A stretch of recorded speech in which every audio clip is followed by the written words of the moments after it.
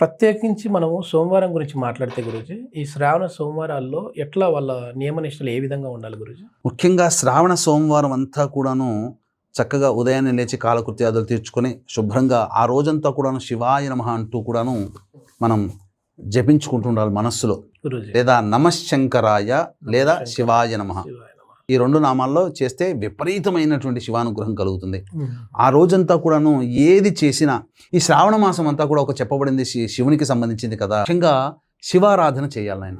గురూజీ ప్రదోష కాలంలో ఖచ్చితంగా ఇంట్లో దీపారాధన చేసి శివలింగానికి అర్చన ఏ మహిళ ఏ పురుషుడైతే చేస్తాడో, ఏ యువకుడు ఏ యువతి అయితే చేస్తారో ఖచ్చితంగా వాళ్ళ సంకల్పం కార్తీక మాసం లోపల నెరవేరుతుందని చెప్పడంలో ఏమాత్రం సందేహం లేదని చెప్పవచ్చు. ఓకే. నవీన్ గారు, గురూజీ. ఏ దానం చేసినా శివార్పణ మస్తు చేస్తే చాలా విశేషం. ఓకే. లేదా ఎవరికి ఇష్టమైతే దత్తాత్రేయుడు, ఇప్పుడు గురువు అంటే దత్తాత్రేయుడు.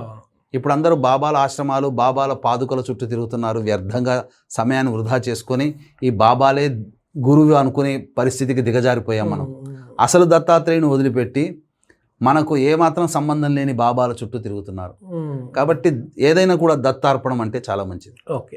లేదా విష్ణు నారాయణార్పణం, అమ్మవారైతే మాతార్పణం, ఓకే. ఇలా చేసుకుంటుంటే శివార్పణం చేసి దానములు చేయాలైనా సోమవారం నాడు దానాది కార్యక్రమాలు చేస్తే విశేషమైనటువంటి ఫలితం కలుగుతుంది. ఓకే. ఓకే. ముఖ్యంగా ఈ దానాల్లో కూడా అన్నదానము లేదు అని అంటే పాదుకలు దానము అని అంటుంటారు కదా, అంటే దీనిలోకి ఏమైనా స్పెసిఫిక్గా ఉందా గురూజీ? అంటే పాదుకలు దానం చేస్తే ఈ ఫలితం దక్కుతుంది, అన్నం దానం చేస్తే ఇట్లా దక్కుతుంది అని మనకు ఈ యొక్క పురాణాల్లో చెప్పబడింది. నగాయత్ర పరమంత్ర నమాతు పరదేవత నవ్రతో ద్వాదశి వ్రత నాన్నదాన సమోదాన.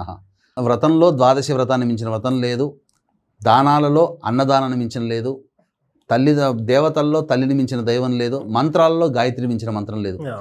అంటే ఎందుకు చెప్పబడ్డామనంటే, మనిషికి ఇప్పుడు మీరున్నారు, చక్కగా మీరు ఎవరికైనా ఒకరిని పిలిపించి దానం చేశారనుకోండి, ఒక 1000 రూపాయలు దానం చేశారనుకోండి, తీసుకునే వాళ్ళు ఏమనుకుంటారు, 1000 నాకు ఈరోజు కష్టం, 1500 రూపాయలు నాకు కష్టం ఉంది, ఈ 1000తో పాటు ఇంకో 500 ఇస్తే బాగుండు కదా, నా కష్టం తీరుతుంది కదా అని మనసులో అనుకుంటుంటారు.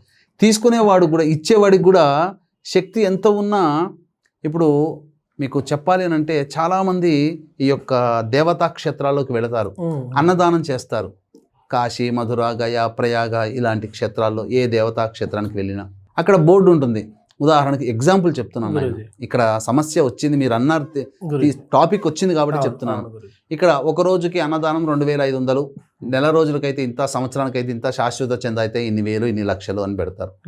చాలామంది ఇప్పుడు ఒకరోజు అన్నదానం అనుకోండి, ఉదాహరణకు చెప్తాను, ఒక మామూలు మధ్యతరగతి కుటుంబీకుడు ఉంటాడు, అతని దగ్గర 1000 రూపాయలు 1500 ఉంటాయి, 2500 అన్నదానం అన్నాడు అనుకోండి, ఏమైపోతుంది, అయ్యో నా దగ్గర 1500 ఉన్నాయి కదా, నేను చేయలేకపోతున్నాను, క్షమించు శివయ్య అని చెప్పి వెళ్ళిపోతారు. ఒక ధనవంతుడు ఉంటాడు, అన్నదానానికి 2500, నా శక్తి నాకు 10,000 ఇచ్చాడు భగవంతుడు, ఈ 2500 కదా అని చెప్పి 2500తో సర్దుబాటు చేస్తాడు.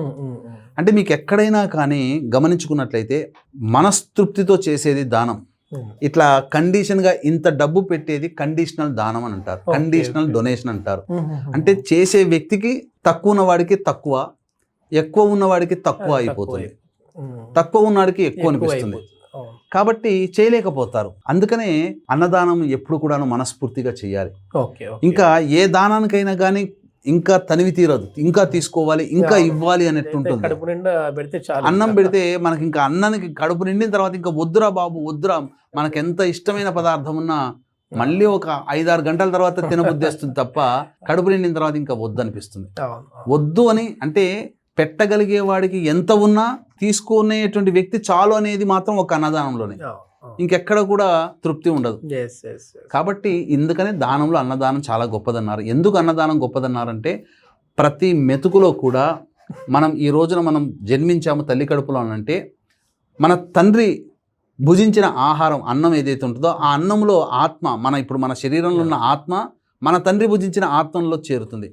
తండ్రి భుజించడం ద్వారా ఆ అన్నము జీర్ణమై వీర్యమై స్త్రీ గర్భంలో, తల్లి గర్భంలో ప్రవేశించి తద్వారా మనం ఆ ఆత్మ ఆ విధంగా వీర్య కణాల రూపంలో వెళ్ళి మనం జన్మించడానికి కారణమవుతున్నాం. అందుకనే మన జన్మకి కారణం అన్నం, కాబట్టి అది దానం చేస్తే ఎంతో గొప్పదైనటువంటి ఈ సృష్టి అంతా కూడా పెరగడానికి అవకాశం అవుతుందని చెప్పి అన్నదానం చేయమంటున్నారు. Yes, ఇది ఒక yes. సంకేతం. చాలా చాలా మంచి విశేషాలు తెలియజేశారు గురుజీ. ధన్యవాదాలు గురుజీ. సర్వం శ్రీ ఉమామహేశ్వర పరబ్రహ్మార్పణమస్తు.